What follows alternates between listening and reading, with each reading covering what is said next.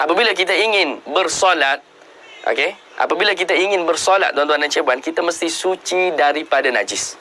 Okey, kita mesti suci daripada najis. Okey, suci daripada najis di mana tuan-tuan dan cikgu?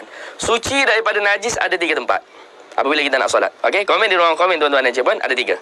Yang pertama pada badan kita. Okey, badan kita daripada kepala sampai ke kaki. Yang zahir, bukan bahagian dalam. Kalau nak kira bahagian dalam perut kita ni pun penuh najis. Okey? Yang zahir sahaja, bukan batin. Yang zahir sahaja. Okey? Yang kita tutup dengan pakaian itulah. Okey, itu yang pertama, pada badan kita mesti suci daripada najis. Okey? Komen di ruang komen tuan-tuan dan cikgu. Yang kedua adalah pada pakaian kita. Pakaian ni apa tuan-tuan dan cikgu? Pakaian ini benda sesuatu yang kita buat untuk menutup badan kita, ataupun sesuatu yang berada pada badan kita. Okey? Itu dipanggil pakaian. Jadi dia mesti suci juga daripada najis apabila kita ingin bersolat untuk menyembah Allah Subhanahu Wa Taala. Okey, itu yang kedua. Dan yang ketiga, pada tempat yang kita nak gunakan untuk solat. Okey, tempat yang kita nak gunakan untuk solat mesti suci daripada najis. Yang mesti suci daripada najis ini adalah tempat yang bersentuhan dengan tubuh badan kita dan juga tempat yang bersentuhan dengan pakaian kita. Mesti suci daripada najis. Okey, saya dah cerita tentang perkara ni dalam episod-episod yang lepas. Okey, jadi saya tak nak hurai dengan lebih panjang lagi. Okey, dengan lebih panjang. Jadi tuan-tuan dan cikgu jelas. Okey, dengan 3 tempat ni kita mesti suci daripada najis apabila kita ingin bersolat. Okey, jadi tuan-tuan dan cikgu, apabila kita sebut kata minyak wangi ni, dia ada 2 kategori. Satu, minyak wangi yang beralkohol, dan satu, minyak wangi yang tidak beralkohol.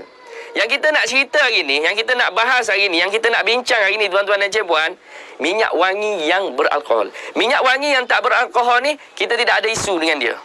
Okey, kita tidak ada isu dengan dia kerana dia memang sah dibawa untuk solat, tidak ada masalah. Okey, jadi minyak wangi yang beralkohol ini, sebab alkohol ini yang kita tahu adalah sesuatu yang digunakan di dalam arak. Jadi arak-arak itu adalah najis. Dan alkohol itu pun dikatakan dialah yang menyebabkan arak tadi jadi mabuk. Jadi dia ni dikatakan najis. Okey. Jadi apabila sebut kata najis, bolehkah najis pada minyak wangi tadi terkena pada pakaian kita? Kita gunakan untuk pakaian kita, untuk mewangikan tubuh badan kita, dan kita melakukan solat untuk menyembah Allah Subhanahu Wa Taala. Okey. Jadi sebenarnya dia ada khilaf di antara ulama tentang perkara ni tuan-tuan dan cikgu. Kalau dulu dia ada khilaf, okey. Dulu ada khilaf, ada setengah ulama dan kebanyakan ulama dahulu mengatakan bahawa minyak wangi yang beralkohol adalah najis. Okey, dan tidak boleh digunakan untuk bersolat. Okey, tidak boleh digunakan untuk bersolat. Itu dulu. Okey. Tiba-tiba masuk zaman sekarang ni tuan-tuan dan cikgu, masuk zaman yang moden, yang serba canggih ni tuan-tuan dan cikgu. Okey. Jadi ada satu penyelidikan yang dibuat ke atas alkohol yang berada di dalam arak. Di dalam minyak wangi. Okey. Alkohol yang berada dalam minyak wangi. Okey. Jadi apa yang daripada penyelidikan tersebut, apa yang didapati, okey, apa yang didapati, rupa-rupanya minyak wangi yang beralkohol ini, alkohol yang digunakan di dalam minyak wangi tadi bukanlah alkohol yang digunakan di dalam arak. Okey, alkohol di dalam minyak wangi tadi dia adalah alkohol dari bahan sintetik ataupun bahan tiruan yang menggunakan bahan kimia. Okey, yang menggunakan bahan kimia, dan dia berbahaya. Okey, dia berbahaya. Dia tidak memabukkan, tetapi dia berbahaya. Apabila kita minum benda tu, kita boleh mati tuan-tuan dan cikgu. Bukan mabuk dah, mati terus ni. Okey, jadi dia bukan alkohol yang biasa digunakan di dalam minuman, yang biasa digunakan di dalam arak. Okey, jadi daripada situlah ulama-ulama terkini, ulama-ulama masa kini, ulama-ulama zaman sekarang mengatakan bahawa alkohol jenis sintetik atau tiruan ini yang menggunakan bahan kimia, hukumnya adalah haram apabila kita gunakan untuk minum. Ambil perhatian betul-betul, okey? Kita gunakan untuk minum kerana dia boleh menyebabkan kematian. Bukan mabuk, boleh menyebabkan kematian. Tetapi, ni ambil perhatian betul-betul. Komen di ruangan komen. Tetapi, tuan-tuan dan cikgu, dia bukan najis. Okey. Dia bukan najis kerana dia bukan alkohol yang digunakan di dalam arak. Okey, dia bukan najis. Jadi apabila sebut kata walaupun dia ini haram kita minum, haram tadi dengan sebab dia boleh membawa mudarat kepada diri kita. Boleh menyebabkan kita mati sebab dia racun. Dia bukan bahan yang memabukkan, dia racun. Jadi haram kita guna untuk minum. Tetapi dia bukan najis. Apabila sebut kata dia bukan najis, maka tidak ada masalah kalau kita nak guna dia untuk pakaian kita. Okey, dan untuk bawa solat tidak ada masalah sebab dia bukan najis. Dia hanya wangi-wangian sahaja. Cuma dia menggunakan alkohol yang mana alkohol tersebut tidak digunakan untuk di dalam pembuatan arak. Okey, jelas Jelas? Kalau jelas, tuan-tuan dan cikgu puan, komen di ruangan komen jelas. Itu yang pertama. Yang kedua, tuan-tuan dan cikgu puan, dia ada satu jenis minyak wangi yang beralkohol yang memang dia guna alkohol untuk buat arak. Ada jenis minyak wangi yang memang dia gunakan bahan untuk buat arak. Dia ambil, dia guna alkohol yang diletak, yang dimasukkan ke dalam arak, dia gunakan pada minyak wangi. Jadi, hukumnya adalah haram. Yang ni tak boleh, tak sah untuk bawa solat. Okey? Tak sah untuk bawa solat. Cuma ada pendapat segelintir ulama. Ni ada pendapat segelintir ulama mengatakan walaupun dia bernajis, tetapi dia dimaafkan dalam kuantiti yang sedikit. Yang ni kita jauhkanlah lah sebab ini minoriti ulama ada yang berpendapat demikian. Cuma nak bagi tahu, nak cerita dekat tuan-tuan dan cikgu puan. Okey, tetapi jaranglah sangat nak jumpa minyak wangi macam tu. Saya pun tak tahu nak bezakan yang mana yang buat daripada alkohol sintetik, bahan tiruan daripada bahan kimia dengan alkohol yang digunakan di dalam arak ni, saya pun tak tahu. Jadi tuan-tuan kena research sendirilah kalau nak tahu tentang perkara ni. Cuma nak cerita di sini, kebanyakan minyak wangi pada hari ini menggunakan bahan sintetik, alkohol daripada bahan sintetik ataupun tiruan yang menggunakan bahan-bahan kimia ni. Kebanyakannya menggunakan benda tu, alkohol jenis itu. Okey, menggunakan alkohol jenis itu, maka tidak ada masalah kalau kita nak gunakan minyak wangi tersebut untuk dibuat solat. Jadi solat kita tetap sah. Tapi yang terbaiknya, tuan-tuan dan cikgu puan, okey, yang terbaiknya adalah kita gunalah minyak wangi yang menjadi sunnah baginda Nabi Muhammad SAW, yang tidak ada keraguan di dalam dia. Yang ni ada pendapat tu, ada pendapat ni, okey, yang tak ada keraguan, iaitu minyak wangi yang tak ada alkohol. Selesai masalah kita. Tapi kalau nak guna pun tidak ada masalah. Kita dah cerita tentang hukum hakamnya. Okey, kita dah jelas. Okey, lepas tu yang seterusnya, tuan-tuan dan cikgu puan. Okey, komen di ruangan komen dulu, tuan-tuan dan cikgu puan, dah jelas ke belum? Okey, kalau tak jelas, nanti boleh masuk dalam grup Telegram. Hari ni saya tak layan soalan. Okey, hari ni tak layan soalan, tak sempat. Okey, jadi tuan-tuan dan cikgu puan boleh masuk dalam grup Telegram. Tengok dekat status live ni. Okey, dekat link tu, dekat status tu ada link grup Telegram. Nanti tekan dan masuk dan tanyalah soalan di dalam grup Telegram. Nanti saya akan cuba jawab insya-Allah secepat yang mungkin. Okey, yang seterusnya hukum. Apakah hukum seorang wanita memakai wangi-wangian? Yang ni wanita kena ambil perhatian ni. Okey, wanita kena ambil perhatian. Wanita ni dia ada 3 kategori. Okey, bantu saya komen di ruang komen. Wanita ni ada berapa? 3 kategori. Yang pertama, anak dara. Okey, yang pertama anak dara. Yang kedua, bini orang. Okey, bini orang. Yang ketiga, janda. Dia ada 3 jenis wanita di atas muka bumi Allah SWT ni. Pertama anak dara, yang kedua janda, yang kedua bini orang, yang ketiga janda. Okey, jadi dia ada hukum yang berbeza lah sedikit. Okey, dengan 3 jenis wanita ni tuan-tuan dan cikgu puan. Okey. Hukum asal memakai minyak wangi adalah harus. Bantu saya komen dulu di ruang komen. Hukum asal memakai minyak wangi harus. Yang ni kita tak cerita tentang orang lelaki. Orang lelaki tidak ada masalah dia nak pakai minyak wangi. Okey, yang jadi masalah sikit orang wanita ni. Okey, yang jadi masalah wanita. Okey, hukum asal adalah harus sahaja tuan-tuan dan cikgu puan. Okey, hukum asal adalah harus. Okey, jelas Okey.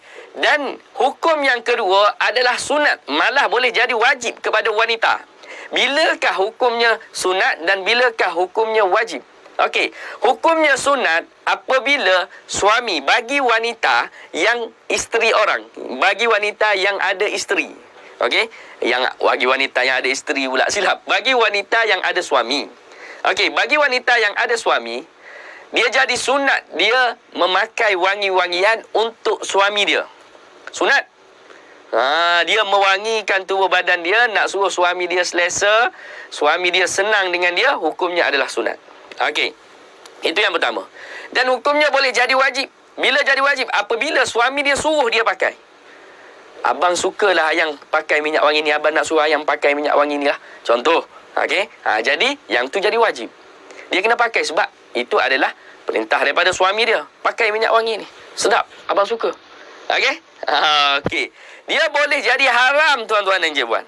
Dia boleh jadi haram apabila seorang wanita memakai minyak wangi untuk panggil apa ni? Memakai minyak wangi untuk dia keluar daripada rumah dia, bukan untuk suami dia, bukan untuk mahram dia, tetapi nak suruh orang ni bau wangi badan dia. Dia nak pergi pejabat ke, dia nak pergi pasar raya ke, dia nak pergi meeting ke, dia nak pergi mana, dia sengaja pakai minyak-minyak wangi, nak suruh orang bau wangi dan orang tergoda dengan dia. Okey, hukumnya adalah haram. Kenapa haram tuan-tuan dan cikgu-puan? Okey, haram ni sebab perempuan ini dia boleh menimbulkan fitnah. Okey, boleh menimbulkan fitnah, boleh menimbulkan syahwat lelaki. Apabila dia datang dalam keadaan wangi begitu dan lelaki ajnabi hidu bau wangi tersebut, maka boleh mendatangkan syahwat pada lelaki tersebut dan hukumnya adalah haram. Tak boleh, dia dikira berhias untuk selain daripada suami, selain daripada mahram dia. Jadi hukumnya haram. Jadi hati-hati tuan-tuan dan cikgu-puan ya. Tak boleh. Okey, tak boleh. Cuma ada yang tanya saya, Ustaz, kalau kita ni jenis badan berbau, kalau tak pakai wangi-wangian nanti busuk lah. Nak lalu depan orang pun malu, nak pergi jalan pun malu, takut badan kita berbau busuk. Okey, jadi kalau boleh sebenarnya pakai wangi-wangian kalau sekadar untuk ni dihukumkan harus.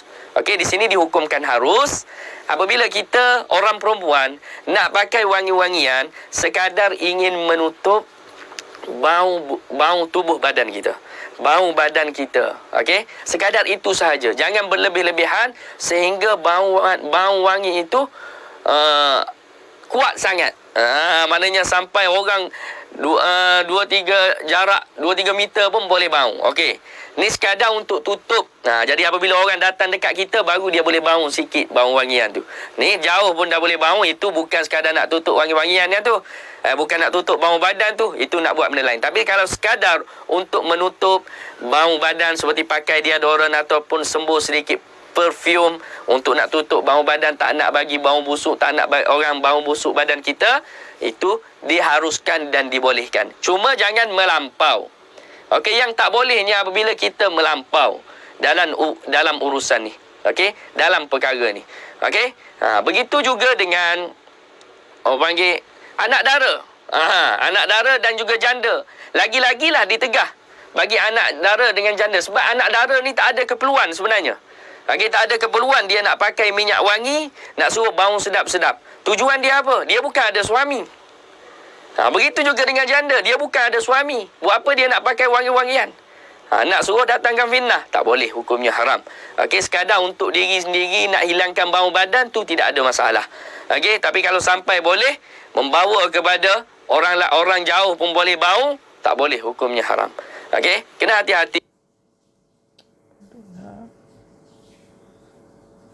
Nak pakai wangi-wangian, nak suruh datangkan fitnah, tak boleh, hukumnya haram. Okey, sekadar untuk diri sendiri nak hilangkan bau badan tu tidak ada masalah. Okey, tapi kalau sampai boleh membawa kepada orang jauh pun boleh bau, tak boleh, hukumnya haram. Okey, kena hati-hati. Okey, kena hati-hati bagi apa ni orang panggil, anak dara dan juga janda. Bagi isteri orang tak berapa nak ada isu, sebab isteri orang ni biasanya memang dia buat tu untuk suami dia. Okey, dia buat untuk suami dia, malah boleh pahala banyak. Boleh kalau menyenangkan suami dia, banyak pahala dia. Okey, jadi kita orang perempuan ni kena banyak berhias untuk suami. Okey, banyak berhias untuk suami. Pakailah depan suami pakaian yang menyenangkan suami kita. Berhiaslah depan suami kita, tidak ada masalah. Malah boleh pahala. Allah SWT suka. Okey, Nabi suka. Pakai pakaian, berhias depan suami, bermakeup depan suami, Nabi suka. Ni tak, kita kebanyakan hari ni dalam rumah depan suami tak nak pun berhias. Ini yang salah. Nak keluar rumah bukan main lagi kita berhias. Bukan main cantik lagi kita berhias. Ini yang tak boleh, ini yang haram. Sebenarnya kita berhias ni untuk siapa? Untuk suami kita ke untuk orang dekat luar sana? Okey? Kena ingat, kecantikan kita, okey, adalah untuk suami kita, bukan untuk orang lain. Ingat ya. Okey? Saya rasa setakat ni lah dahulu untuk petang ni. Moga-moga tuan-tuan dan cik puan akan mendapat manfaat daripada apa yang saya kongsikan pada petang ni. Dan jangan lupa untuk terus share video ni, sebarkan kepada seramai mungkin. Hari ni saya tak sempat nak layan soalan. Okey, jadi kalau ada yang nak tanya soalan, boleh masuk dalam grup Telegram. Okey, tekan je status atas tu. Ada bawah tu boleh tengok link grup Telegram. Nanti tekan, nanti masuk dan tanyalah soalan dalam tu. Okey, teruskan share video ni. Dan jangan lupa untuk menonton lagi Daily Fake pada hari Isnin ni. Esok hari Sabtu dengan Ahad kita cuti. Okey, itu saja daripada saya pada petang ni. Moga-moga bermanfaat. Jumpa lagi insya-Allah.